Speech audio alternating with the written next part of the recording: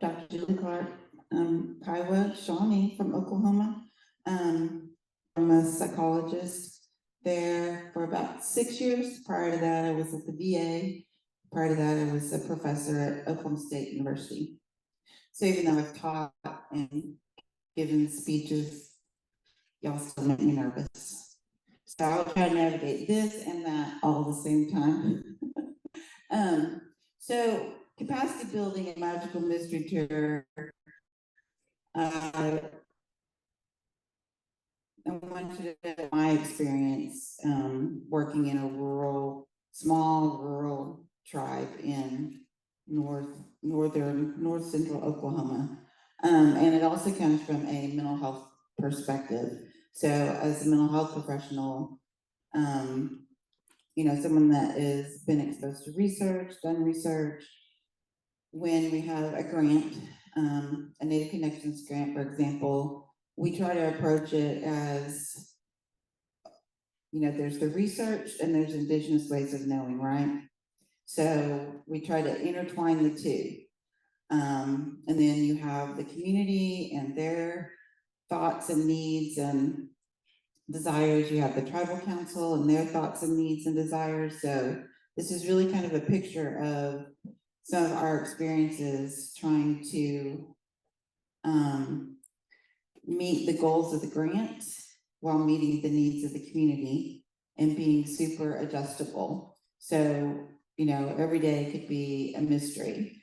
Our events could be a mystery. For example, we had a all-star dance, which the person planning that wanted it to be sort of like, all-star basketball, all-star football, all-star baseball, all-star dance with the Title VI programs. And the tribe where I work, when someone passes, if they want to use the cultural center for the body, then any events that are planned for the cultural center just get canceled or postponed.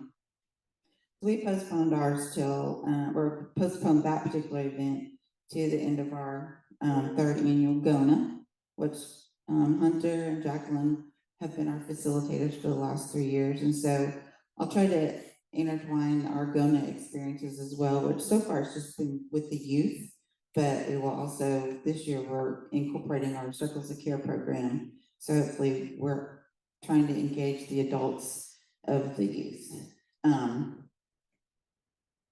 So, any questions so far? All right, so what is capacity? It's the ability to make informed decisions. What are informed decisions? It's combining 4 skills to make the best possible decision. And then there's also understanding the opportunity cost. So anytime we choose one thing, we're giving up something else, right?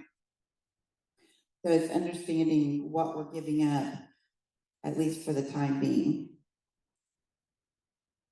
So the 4 skills of capacity are understanding, comprehension of the information and risks and benefits of the available options, appreciation or understanding the situation and consequences of choices, reasoning, using logical thought to make decisions based on pros and cons of each option, and communication, the ability to clearly and consistently communicate choice. So capacity in the legal or mental health field is the capacity to understand. So, sometimes in school, we give achievement tests to understand someone's ability to learn. So what is their capacity for learning? Do they have the capacity to learn? What is your capacity for, understanding your partner? So sometimes, does everyone know what insight is?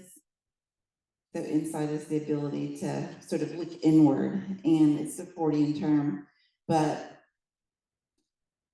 a professor told me one time, not everybody has insight. Not everybody has the ability to look at themselves. So if you think about it, sometimes in relationships, any kind of relationship, sometimes it's easier to point to the other person as opposed to looking and see what your role is and our role is in that particular situation.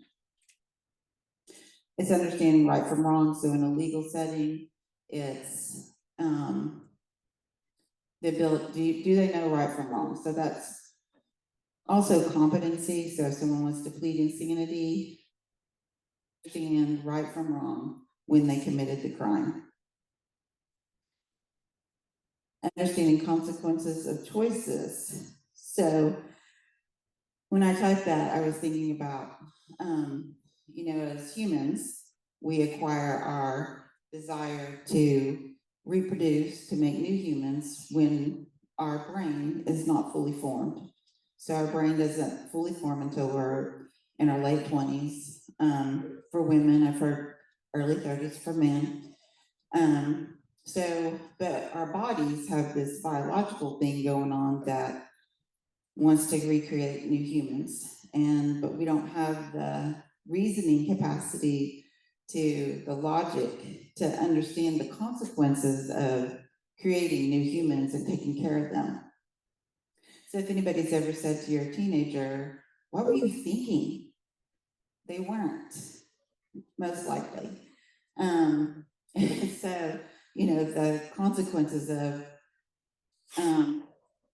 are you informed enough about creating a new human to understand all the consequences? And then communication, the ability to clearly and consistently communicate choice or to justify. Sometimes I would say this all-star dance that we recently rescheduled. We had questions about what we were doing, why we were doing it. So being able to, with just about everything we plan, I would say, we have to have a reason, which obviously we do, but we have to be able to justify it to people who don't work in our department. How many of y'all have behavioral health departments where you work? Most everybody. So we have 30 people on our behavioral health staff. And like I said, for a long time, we've kind of flown under the radar and don't cause any waves. We do our events, we see our clients, but how many of y'all are familiar when a new tribal council comes in? That life can be hectic sometimes. So we got a new tribal council last summer, I believe. So we get a lot more questions. We're not as able to fly under the radar as we have been in the past. So we always have to, I don't say we have to, or always, but be prepared. We have to be prepared to justify what we're doing, why we're doing it. So a while back, when we talk about capacity building, like I said, it's trying to make these concepts of what you may learn based on research, what your own Indigenous ways of knowing are, and then what you hear from the community. So, the community readiness model, the strategic action plan. Again, that model can be a mystery sometimes as well, because we can write it all out. We can try to do all the things, but there's just things that happen that you have to be, at the end of this, you'll see all the skills that you need to carry out capacity building in your community. All right, so what is capacity building? So it's strengthening the skills, resources, and the processes in your community to achieve the goals, adapt to change. It's a long-term process focused on improving the overall functioning of the individuals in the community. So we think of, like our big overarching goal is to have a healthy community, right? So when we work with the kids, we want to create good relationshiping skills, good team building skills, and we hope that that carries over to them at school or in the home, but also that at some point the parents or the adults will come and join us and also want to live that healthy relationship lifestyle. We also approach a lot of the things we do from not just being informed by mental health principles, but by historical trauma, intergenerational trauma. We incorporate that in history into the things that we do, because we understand that it's not just the clients that come to see us that might be struggling with whatever's going on in the present day, but we all bring that we all bring things with us across generations through epigenetics. So we've discovered that, so in the tribal workforce, there's a lot of, they employ a lot of their own tribal members. So if you have an idea of what you're seeing in your office or what's presenting to the different therapists, you have a pretty good idea of probably what's going on in the community and therefore what's going on in the workplace. So in the workplace, trying to create those healthy relationships basically in the workplace in the different departments. So we created a thing called Akanaji, which is a Ponca word for to bridge departments by having like a monthly group meeting to understand what the roads department does, what the emergency management department does, what housing does, and how each of those, part of that was because our clients have so many needs sometimes that it's just important to understand what those other departments do and how to access their resources so that we can connect them with the appropriate people. So also trying to, about 2 tribal administrators ago, she wanted us to work with each of the departments. So, reaching not just the community through, our individuals, our families, our groups, but also the employees that work in the community. And so trying to work with the departments because I don't know if you guys experience this, but every now and then we get pushback sometimes from some of the other departments, like the medical unit, about doing our drug screens for us, things like that. So it's just trying to bridge those gaps. And part of that is capacity building. It's, focusing on the strengths of, just say, the medical unit, so the nurses, the doctors, the lab techs, the pharmacy, focusing on what their strengths and resources are. And then also the processes. So the process of getting a drug screen done, especially if it's on demand, and having that working relationship with them. So part of that capacity building to make our jobs a little bit easier is just inviting them to the table. So inviting the lab techs, inviting the nurses, inviting the doctor to come and sit with us and understand what we need from a behavioral health perspective. The other thing that we've done as far as reaching out to the community is everyone familiar with what PRSSs are? So we have 3 right now, PRSSs that all come from the community that I work in. And I think that's probably the most powerful voice that we've had in the 6 years that I've been there, is to have the people from the community who are now living a sober lifestyle, and because the other members of the community, have maybe partied with them or dated them or have some kind of relationship with them. And so to see them on the sober path, I think speaks volumes. So I feel like now we're actually reaching a lot of families in situations that are much more complicated than they were a couple of years ago, probably. So, which is a good sign, right? Like they're coming in with more, just more needs to get their life on track. One of the things that the PRSs do is they go to the jails. So reaching out to people in the jails to try to connect them either while they're in county jail or when they get out of county jail. All right, so you have capacity, which is the 4 skills to make informed decisions, and the capacity to build, which is strengthening individuals, community, the resources, and the skills. So on the individual level, building skills, knowledge, and abilities through training, mentorship, and personal development. So I already mentioned the PRSSs. We send them to all kinds of training, PRSS training. We have case managers now. So case managers that can access some of those resources that we need in the community. I'll get to that one on community level. Personal development. So anything that the PRSSs want to do that they feel like would make them a better PRSS. If they have a class they want to sign up for, we'll send them. One of my approaches to treating trauma, historical trauma, and intergenerational trauma has been, is everyone familiar with the body keeps the score? So that's really kind of what informs a lot of what I do. So I have my 200-hour yoga certification, and I'm working on my 300-hour yoga certification. So I teach 2 yoga classes at the, we have a small rehab center. I teach 2 classes there per week.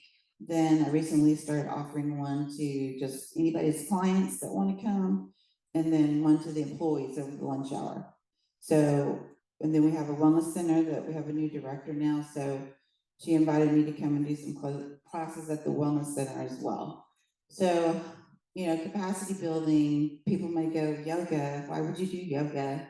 But we also have acupuncture at the medical clinic, and we have one of those big massage chairs at our office that people, if you're working on the roads department, it's hot outside, you want to come in and relax, we have water, you can sit in the massage chair, we turn off the lights, you can Bluetooth if you want to hear some music, we'll give you a blanket. So we try to create those kinds of things because we've learned that the approach of, okay, we're going to talk about historical trauma today, doesn't really work. Like, you have to sort of soft sell what it is we're trying to accomplish. And we do that. A lot of our Native Connections activities, like our spring break activities, were capacity building with the youth. Like, we partnered with the youth program we had all outdoor activities. And I know on that first slide, Marilyn Goodman, name was on there. She's here, but she went to the youth leadership workshop. Real quick about Marilyn, she's a young lady that just graduated from high school. She was a basketball player. So she's been really a great asset to working with the youth, because we have, we wanted to kind of revise our sports night, which was really successful several years ago. But she likes doing anything that's athletic. So she pretty much carried off the whole spring break activities. It was all outside, seeing the kids run and play and just be active was cool. Our other person, real quick, that works under our grant is kind of a new, I'll call him a fashion designer. So, for example, we ordered some Teton cloth, and the ones we ordered were actually designed by 4 Ponca men that have their own fabric with Teton. So we're going to use those for different projects this summer for sewing, whether it's making regalia for the all-star dance or just teaching kids how to make regalia. There's lots of things that we've talked about doing. I'm going to make some yoga, the eye thingies, the weighted eye thingies. We're going to make some of those. So let me go to the community level. So enhance the community's ability to address challenges and achieve goals. So as I said before, we've tried, yes, ma'am? I know that you're a therapist and maybe you know this, but like people who experience, like maybe they don't have a high ACE score, but generationally they have those experiences. What is a best practice for, I don't want to say treating that, but like, to recognize that as something that you've experienced, because a lot of people don't understand that the trauma that their mother or grandmother experienced could also be affecting them. What is a good way to deal with that? So when we get new cases or new clients, we staff them after the intake will staff them in our staffing. And we have several different assessments, simple assessments they would do when they come in for their intake. Okay, thank you. So the ACE is one of them. So that's what I'm always interested in. And, you know, if the scores are high enough, if I have room on my caseload, I usually will put them on my caseload if it's above a 4. But, you know, I'm not going to work there forever. So, you know, I try to train the other therapists to understand how to kind of approach that. So one of the questions I always ask is, and part of it, you know, depends on the timing and kind of their story once I start visiting with them, but is to ask if they know anything about their history of boarding school in their family. And a lot of times they do, a lot of times they don't. So if you think about capacity building, and when I say, you know, does someone know about their relatives' history of boarding school, sometimes they do, sometimes they don't. It's because why? So many of our elders don't talk about those experiences. And so sometimes it's hard to know if they did or they didn't, but also just getting them to acknowledge those experiences. And actually, when I was in graduate school, we did a study on boarding school. We interviewed current day boarding school and former boarding school. In the former boarding school, we want to know the meaning of boarding school. So what we found is that the meaning is dependent upon your, if you're a legacy. So if all of your family went to Shalako, then, and you're going because your grandparents go, because your grandparents went and your great-grandparents went, then that's a good feeling about going to Shalako. If you're going to boarding school, say Riverside, to help out your family because there's 5 kids in the home and mom and dad can only afford to feed 3 of them.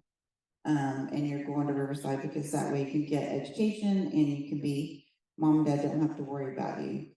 That's also seen most as a positive. If you're sent there because you're helping your family, if you're sent there because you're being penalized because you got kicked out of public school or got in trouble at home, and then you're sent to boarding school, that's not seen necessarily as positive. So it was really interesting because a lot of the people that we interviewed that were former boarding school students reported good experiences. And a lot of that was based on if they had connected with somebody at the school, whether it was the janitor, the nurse, the cook, cafeteria worker, if they connected with somebody, then they tended to see that as a positive experience. So, you know, we could get into talking about resilience and things like that, making lemonade out of lemons type stuff. So, you know, there's just so much, I think, that goes into those trauma experiences.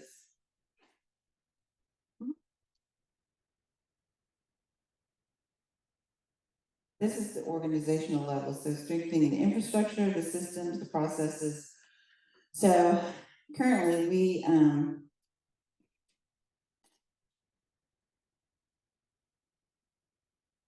so with our new tribal council, we also got a new accounting firm.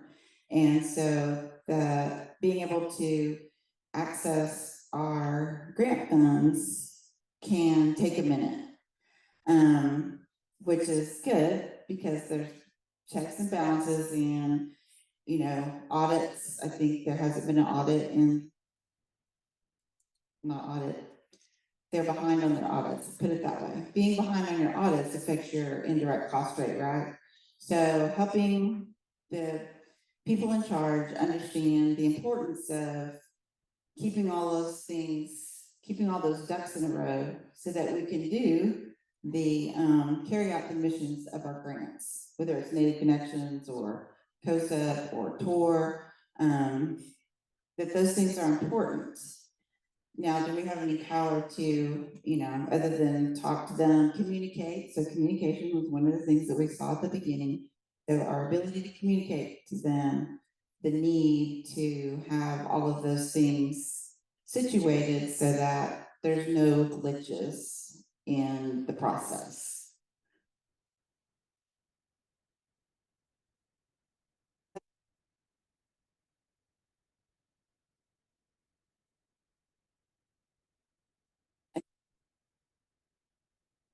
I remember. So at the community level, enhance the community's ability to address challenges and achieve goals. So one of the things we did a while back was called The Incredibles, and we were working with the seniors to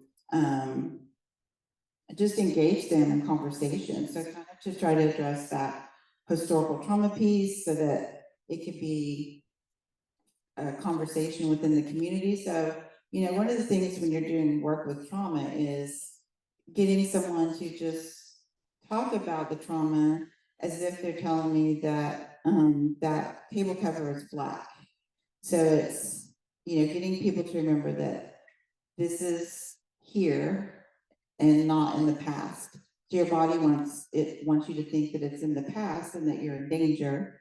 So with trauma work, you're trying to get people to remember that that's not true. It's in the here and now. And so we called them the Incredibles because we thought they had incredible stories. This was coming out, which is I don't know, that town is about 45 minutes from us, and the Ponca City has a large oil refinery. So I'm pretty sure that Ponca has its own Killers of the Flower Moon story. But just getting them to understand that those stories are valuable. So in the 6 years that I've been there, part of this capacity building, I feel like, is I had someone from the medical unit come to my office the other day, and she wants to do a women's group. And so we're starting to see people from across the campus come in and want to do helpful things in the community. Like one of the PRSs, they were having a hard time getting the Wellbriety program started, even though all of us had been trained in Wellbriety. And finally, she just decided to do it. She's just going to do it. So she's doing it because waiting on who's the right person to come and cedar people off every Monday morning at 10. Who is the right person to come and do the sweats? So those have been some of our challenges is, you know, we're considered off tribe. So we don't want to cause any waves, but at the same time, we also understand the benefits of the Wellbriety program or doing a sweat and having regular sweat. We haven't accomplished that yet because we can't, well, not we, the community can't agree on who is authorized to run the sweat.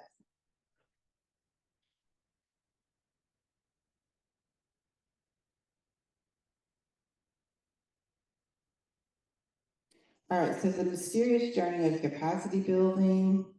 I kind of touched on that earlier about, you know, it is a mystery some days because you just never know what's going to happen. One of the things that I find interesting, and I don't know if any of the other tribes close when they have a death, but I've started keeping track.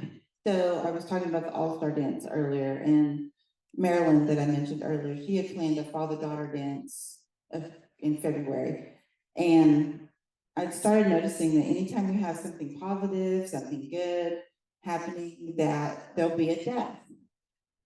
And so if the event is at the cultural center, the event gets postponed or canceled. And in the past, there's a hard time, people weren't rescheduling.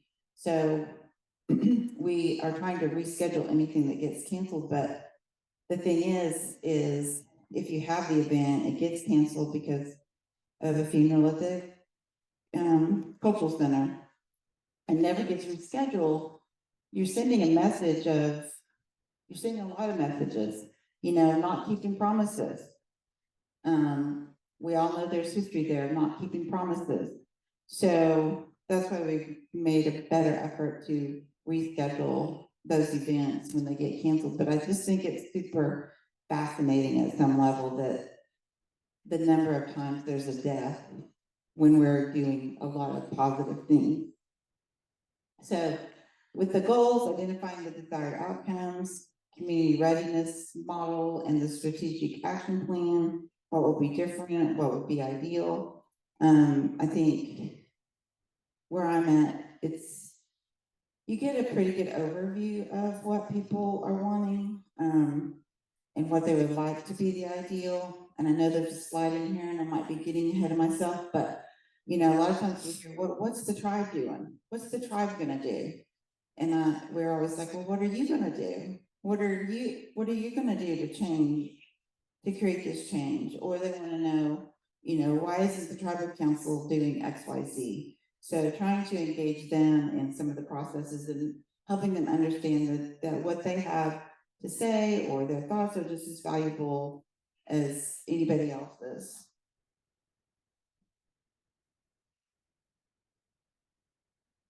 The cultural infusion.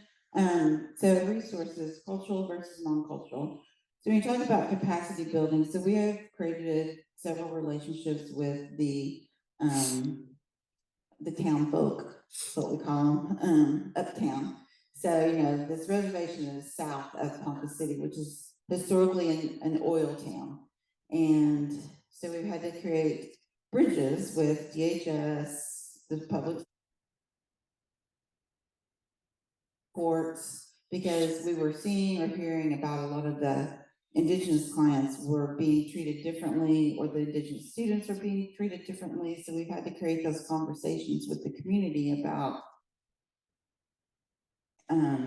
just understanding some of our families, our students, DHS. We were noting that some of our clients would have to jump through more hoops than non-native clients, or they would, I remember one person had completed all the things that DHS had given them. And for whatever reason, they were suspicious that this person had completed them so quickly, because a lot of times people don't complete all those tasks that quickly. And so it was just an ongoing conversation with them about helping them try to understand the client and keeping the client engaged in doing all of the services in order to get their children back. So working with DHS can be a resource. The courts can be a resource. Like, a lot of people go to drug court so they don't have to go to jail.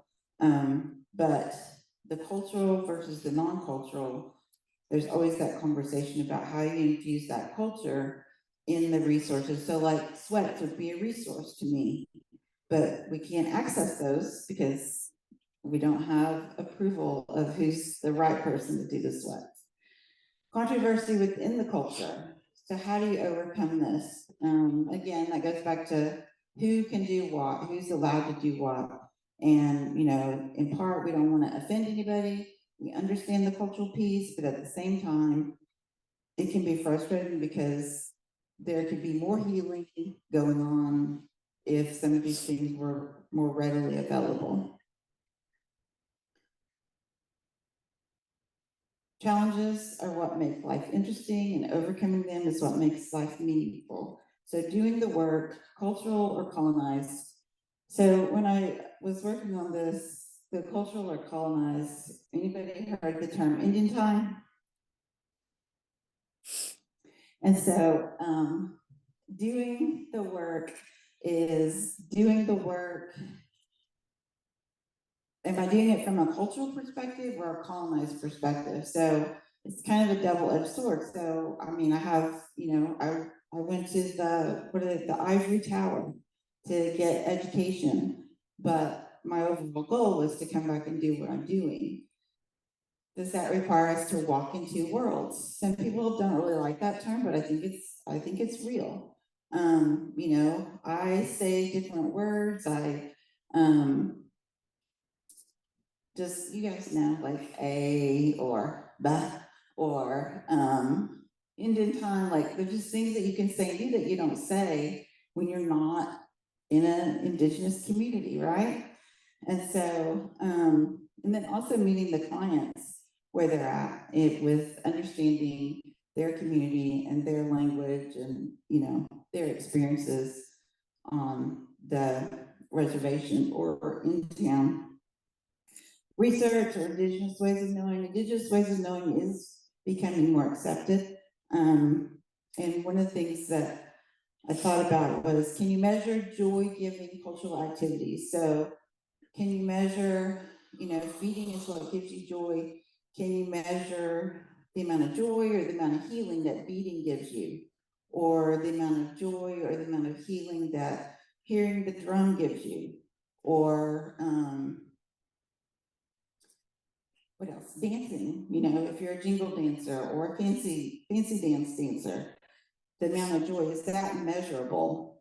And so even though there's not empirically validated research out there that tells us that those things are empirically validated, do we see as mental health people that those are useful things for people to be engaged with?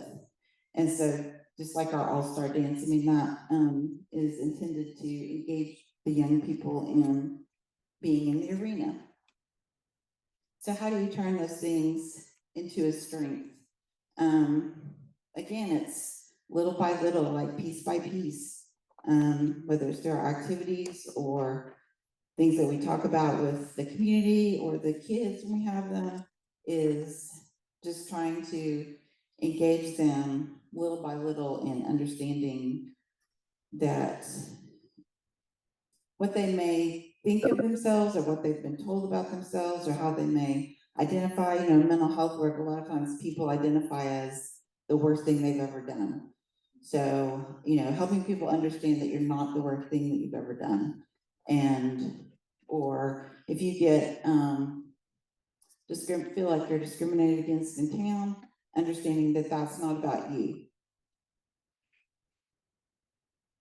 Another thing that we do when we hire the case managers is, for capacity building, is we, the first case manager that we hired talked about, a warm handoff or walking hand in hand. And that literally could mean, that could be literally going to town with them if they need a driver's license, to get a driver's license, calling the birth certificate place to get a birth certificate. So teaching them how to do those things on their own, because a lot of those life skills have been lost from one generation to the next. Expectations, expectations of individuals, of the community. So here's what I said, what's the tribe gonna do? Expectations of leadership, why doesn't the tribal council do X, Y, Z? And then the grantee staff. So, our ideals and there's our ideals, what we would like to accomplish, and then there's the reality of what we might see or hear in the CRM or the SAP, and adjusting. So we're constantly adjusting.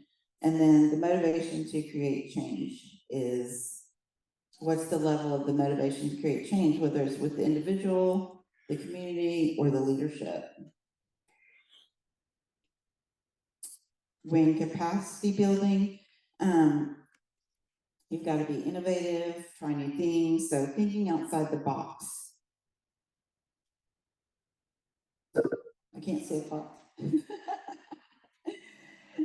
All right. Let me move to this one. All right. So the takeaway is the essential skills for capacity building: flexibility about how to reach the goals, patience when infusing culture with building capacity, creativity to overcome the challenges, being realistic in your expectations, and being innovative, thinking outside the box. So being flexible, patient, creative, realistic, and innovative are some of the things that you'll gather along the way on this magical mystery tour of capacity building.